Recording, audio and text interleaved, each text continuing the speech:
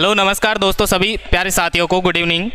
जैसा कि आप जानते हैं कि बीएसटीसी की जो प्री एग्जाम है, डीएलएड का जो प्री एग्जाम है 30 जून को जल्दी परीक्षा है। तो उससे पहले जितना भी हो सके अपने आप से क्वेश्चनों से अपने आप को कनेक्ट करिए।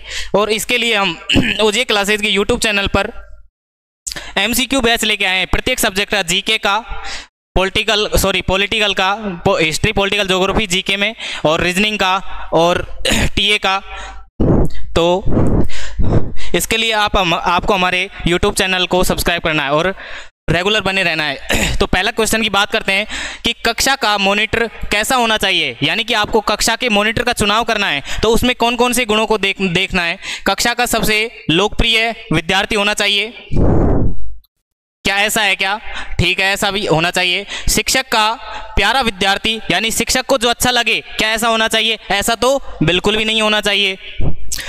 कक्षा का जो सबसे शक्तिशाली यानी पावरफुल जो है, यानी कि जिसमें शारीरिक बल अच्छा है जिसका, क्या उसको आप मॉनिटर बना देंगे? बिल्कुल भी नहीं, ऐसा तो बिल्कुल नहीं। क्या वो सही से निर्णय ले पाएगा? क्या एक समूह का, क्या एक कक्षा को नियंत्रित कर पाएगा? नहीं कर पाएगा।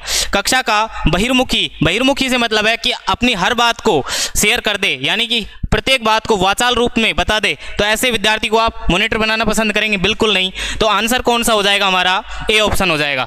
नेक्स्ट क्वेश्चन की बात करते हैं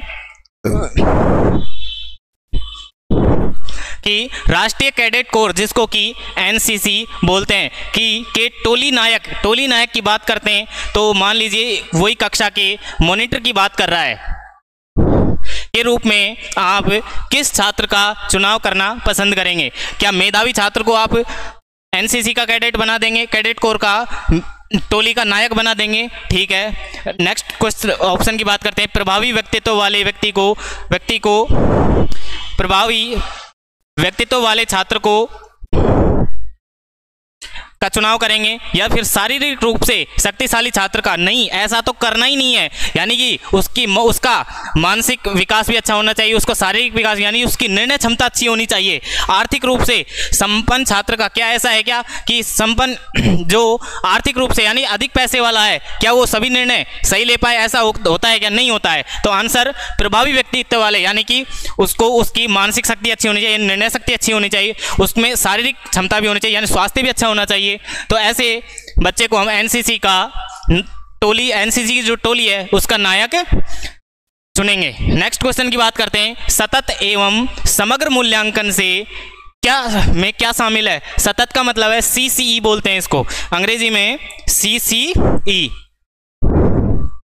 कॉन्टिन्यूअस एंड कॉम्प्रिहेंसिव इवैल्यूएशन। यानी इसकी बात करें फुल फॉर्म की तो कॉन्टिन्यूअस एंड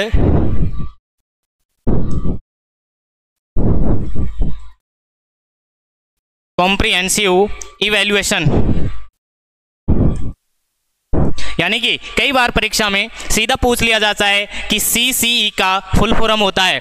तो यानी कि CCE में दो चीज़ होती हैं, यानी एक तो होता है फॉर्मेटिव असेसमेंट, यानी जिसको कि निर्माणात्मक मूल्यांकन बोलते हैं, और एक होता है समेटिव असेसमेंट। फॉर्मेटिव असेसमेंट जो होता है, यानी कक्ष में जो शिक्षण कार्य करवाया जाता है उसी के दौरान जो बच्चों का टेस्ट लिया जाता है उनकी योग्यता को जांचने के लिए कि उनको कितना आता है, तो वो तो होता है फॉर्मेटिव असेसमेंट। और आपके शिक्षण कार्य एक शिक्षक के द्वारा जो शिक्षण कार्य को संपन्न करवा दिया जाता है, तो उसके बाद जो टेस्ट लिया जाता है उसको समेटिव असेसमेंट बोलते हैं। तो यानी कि केवल संरचनात्मक, यानी कि केवल संरचनात्मक होता है क्या? नहीं होता है। यानी कि फॉर्मेटिव असेसमेंट होता है क्या? ये बोल रहा है नहीं, ऐसा तो नहीं है। केवल संकलनात्मक, क्या ऐसे ही होता है क्या? यानी जिसको कि समेटिव असेसमेंट बोलते हैं, क्या यही सम्मिलित होता है मूल्यांकन में? नहीं होता है। यानी कि मूल्यांकन में तो समेटिव भी और फॉर्मेटिव भी दोनों प्रकार के, यानी विविध प्रकार की रणनीतियों का प्रयोग करते हुए दोनों संरचनात्मक और संकलनात्मक और निर्णयात्मक मूल्यांकन सम्मिलित किए जाते हैं। तो नेक्स्ट क्वेश्चन की बात करते हैं। अगर आपको किसी बच्चे को डाउट है तो कमेंट सेक्शन में जाके आप कमेंट भी कर सकते हैं। नेक्स्ट क्वेश्चन की बात करते हैं कि मूल्यांकन की मुख्य विशेषता क्या होती है। देखो, क्वेश्चन में सारी मूल्यांकन की विशेषताएं दी हुई होती हैं, लेकिन हमको तो वो चेक करना है कि मुख्य विशेषता क्या है। यह शिक्षण में सुधार लाता है? बिल्कुल लाता है। कि मूल्यांकन के द्वारा एक शिक्षक अपने शिक्षण को भी और बच्चों के लेवल को भी चेक करता है कि बच्चों ने कितना ज्ञान ग्रहण किया है। छात्रों के वर्गीकरण में सहायक होता है। बिल्कुल, वर्गीकरण में सहायक कैसे होता है कि मूल्यांकन के द्वारा शिक्षक को पता लग जाता है कि इन बच्चों को इतना आता है, इनको इतना आता है, इनको अलग से पढ़ाने की आवश्यकता है, इस टॉपिक को रिवाइज करने की आवश्यकता है। ठीक है, वर्गीकरण हो गया। उसके बाद शिक्षण उद्देश्यों की प्राप्ति का ज्ञान होता है। क्या शिक्षण के उद्देश्य होते हैं कि ज्ञानात्मक शिक्षण, भावात्मक शिक्षण और क्रियात्मक शिक्षण। तो उद्देश्यों की प्राप्ति का ज्ञान भी होता है कि उनका भावात्मक विकास हुआ है नहीं, क्रियात्मक विकास हुआ है, ज्ञानात्मक विकास हुआ है कि नहीं। तो उपयुक्त चारों ऑप्शन सही हैं। तो आंसर कौन सा हो जाएगा? तो आंसर कौन सा हो जाएगा? D option. नेक्स्ट क्वेश्चन की बात करते हैं कि ऑपरेशन ब्लैक बोर्ड का क्या अर्थ होता है। ऑपरेशन ब्लैक बोर्ड का क्या अर्थ होता है? क्या प्राथमिक स्कूलों की सुविधाओं में सुधार करना होता है? बिल्कुल ठीक है। कम से कम 2 अध्यापकों की आवश्यकता की व्यवस्था करना होता है कि नहीं? ऐसा तो नहीं है। उसके बाद प्रत्येक स्कूल में ब्लैक बोर्ड की व्यवस्था करना, ठीक है। अध्यापकों के द्वारा ब्लैक बोर्ड का उपयोग करना, यानी कि black board, operation black board का मतलब है कि प्रत्येक स्कूल में ब्लैक बोर्ड की व्यवस्था करना, यानी कि जिन सरकारी विद्यालयों में ब्लैक बोर्ड पहले जो स्कूल चलते थे उनमें पेड़ के नीचे कक्षाएं लग रही होती हैं, तो उनमें एक कार्यक्रम चलाया गया कि ऑपरेशन ब्लैक बोर्ड के माध्यम से प्रत्येक विद्यालय में ब्लैक बोर्ड की व्यवस्था की जाए। तो नेक्स्ट क्वेश्चन की बात करते हैं कि बालक के विकास में किसका योगदान होता है? बालक के विकास में योगदान होता है, किसका होता है? अच्छे विद्यालय का होता है क्या? बिल्कुल होता है, ठीक है। पाठ्य पुस्तकों का होता है क्या? ज्ञानात्मक विकास में, बालकों की ज्ञानात्मक विकास में अच्छी पाठ्य पुस्तकों का योगदान होता है, ठीक है। धनवान माता पिता का ही होता है क्या? क्या गरीब माता पिता के बच्चे उनका विकास नहीं होता है क्या? बिल्कुल नहीं, यानी ऐसा तो बिल्कुल नहीं, ये तो गलत ऑप्शन है। योग्य और समर्पित शिक्षकों का होता है क्या? बिल्कुल होता है, यानी कि एक विद्यालय के साथ साथ आपको योग्य और समर्पित शिक्षकों का होना अति आवश्यक है। तो अगर इसमें किसी का डाउट है क्या, तो नेक्स्ट क्वेश्चन की बात करते हैं कि आपके विचार में कौन सा गुण एक सफल अध्यापक होने के लिए अधिक आवश्यक है? आपके विचार में कौन सा गुण एक सफल अध्यापक होने के लिए अधिक आवश्यक है? समय की पाबंदी, ये तो शिक्षक का गुण है, ठीक है भाई, समय की पाबंदी होना चाहिए। कर्तव्यनिष्ठ, यानी कि अपना जो कर्तव्य यानी शिक्षण कार्य का, कि बच्चे की प्रत्येक समस्या का समाधान करना होता है, बच्चे की सभी उसकी उन्नति जो है उनका ध्यान रखना होता है, उसका रिकॉर्ड रखना होता है, उसके माता पिता से बात करनी होती है, ठीक है। विषय वस्तु का समुचित ज्ञान होना चाहिए, ऐसा है क्या? बिल्कुल होना चाहिए। अगर शिक्षक को अपनी विषय वस्तु का ज्ञान नहीं है तो वो क्या शिक्षण करवा पाएगा? नहीं करवा पाएगा, ठीक है। और सख्ती से अनुशासन स्थापित करने वाला होना चाहिए, ऐसा तो कतई नहीं होना चाहिए कि आपके विद्यालय में आप प्राथमिक कक्षाओं के अध्यापक बनने जा रहे हो तो सख्ती से यानी कि सख्ती से आप अनुशासन लगाओगे क्या? बच्चों के अनुशासन में लाओगे? नहीं, यानी बच्चों के साथ तो बड़े प्यार से बात करनी है। तो आंसर कौन सा होगा कि कर्तव्यनिष्ठ होना चाहिए। कर्तव्यनिष्ठ का मतलब उसको अपनी विषय वस्तु का ज्ञान होना चाहिए, उसको मनोविज्ञान का ज्ञान होना चाहिए, उसको समय का पाबंद भी रहना, यानी एक अच्छे शिक्षक के उसमें गुण भी होने चाहिए। तो नेक्स्ट क्वेश्चन की बात करते हैं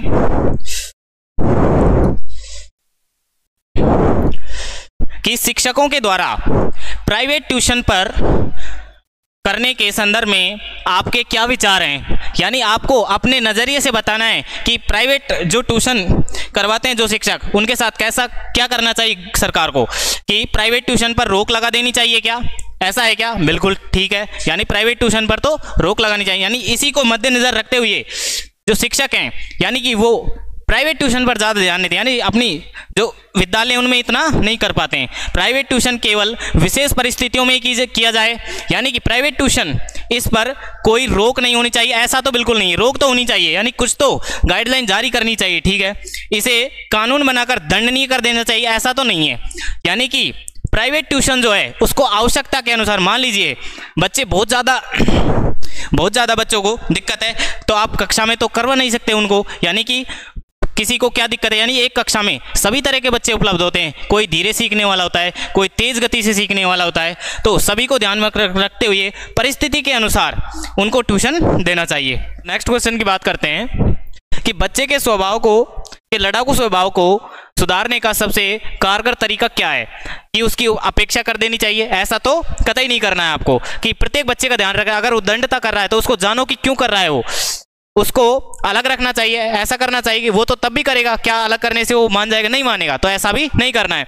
उसके ऐसे व्यवहार के कारणों की जांच करनी है, यानी आपको करना क्या है कि वो उद्दंडता क्यों कर रहा है, क्या कारण है? क्या उसके परिवार में ऐसा माहौल है? क्या विद्यालय की जो फ्रेंड सर्किल है, यानी उसकी जो मित्र मंडली है, क्या वो ऐसी है क्या? यानी तो उसके कारणों की जांच करनी है। उसको कठोरता से दंडित करना, दंड तो आपको देना ही नहीं है, यानी कि ये तो सरकार के द्वारा भी बैन कर दिया गया है। तो नेक्स्ट क्वेश्चन की बात करते हैं। इस भारत एक धर्मनिरपेक्ष राष्ट्र है, आप एक शिक्षक के रूप में क्या करेंगे कि भारत एक धर्मनिरपेक्ष, यानी किसी भी धर्म को, प्रत्येक धर्म को समान रूप से मानने वाला है, तो छात्रों के सभी धर्म के उत्सव पर उनको शुभकामना देंगे? बिल्कुल देंगे। केवल अपने धर्म के उत्सव पर शुभकामना देंगे? ऐसा तो नहीं है कि कोई जरूरी थोड़ी है कि मैं हिंदू धर्म का हूं तो हिंदू धर्म के जो बच्चे हैं उनको ही उनके जो भी त्योहार है उन पर शुभकामना दूं, बाकी धर्म के बच्चों को नहीं दूं। ऐसा तो बिल्कुल नहीं करना है। किसी भी धर्म के उत्सव पर शुभकामना नहीं देंगे, ऐसा तो करना ही। शुभकामना तो देनी है उनको महत्व भी बताना है त्योहारों का, ठीक है। आपके विचार में छात्रों के धार्मिक उत्सवों में से आपका कोई लेना देना नहीं है? ऐसा तो बिल्कुल नहीं है, क्योंकि एक शिक्षक जो होता है, एक शिक्षक सामाजिक आदमी होता है, वो भी उसी समाज से जुड़ा हुआ होता है। तो ऐसा तो आपको कतई नहीं करना है। तो नेक्स्ट क्वेश्चन की बात करते हैं कि सतत और व्यापक मूल्यांकन में, व्यापक मूल्यांकन शब्दावली से क्या तात्पर्य है? सतत और व्यापक में व्यापक मूल्यांकन से क्या मतलब है?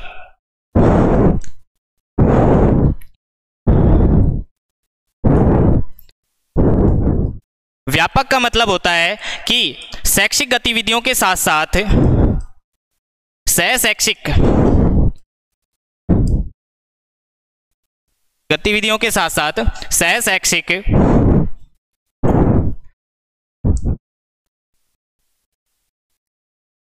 गतिविधियां भी शामिल करनी है। शैक्षिक का मतलब, मान लीजिए एक शिक्षक को एक पाठ्यक्रम पूर्ण करवाना है, जो भी गतिविधियां होती हैं उसमें कोई खेल विधि है, कोई गीत विधि है, ठीक है, वो तो पाठ्यक्रम का हिस्सा हो गया। लेकिन सहशैक्षिक का मतलब, मान लीजिए उनको आप खेल के मैदान में खिलाने ले जा रहे हैं, कोई मेहंदी प्रतियोगिता का आयोजन करवा रहे हैं, कोई अंत्याक्षरी करवा रहे हैं, या फिर कोई पत्र लेखन करवा रहे हैं, तो यानी शैक्षिक गतिविधि के साथ साथ सहशैक्षिक गतिविधि भी शामिल कर रहे हैं, तो ऐसे मूल्यांकन को व्यापक मूल्यांकन करते हैं। तो अब बात करते हैं ऑप्शंस की। सभी विषयों का मूल्यांकन, भाई वो तो क्या हो गया, सभी विषय विशेष का मूल्यांकन हो गया, यानी कि वो तो शैक्षिक हो गया, तो उसमें तो शैक्षिक भी आएगा और सहशैक्षिक भी आएगा, ठीक है।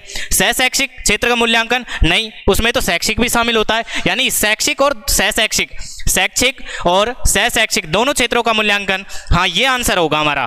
तो शैक्षिक क्षेत्र का मूल्यांकन नहीं, उसमें तो दोनों होने चाहिए, शैक्षिक भी और सहशैक्षिक भी। तो आंसर कौन सा होगा? Option number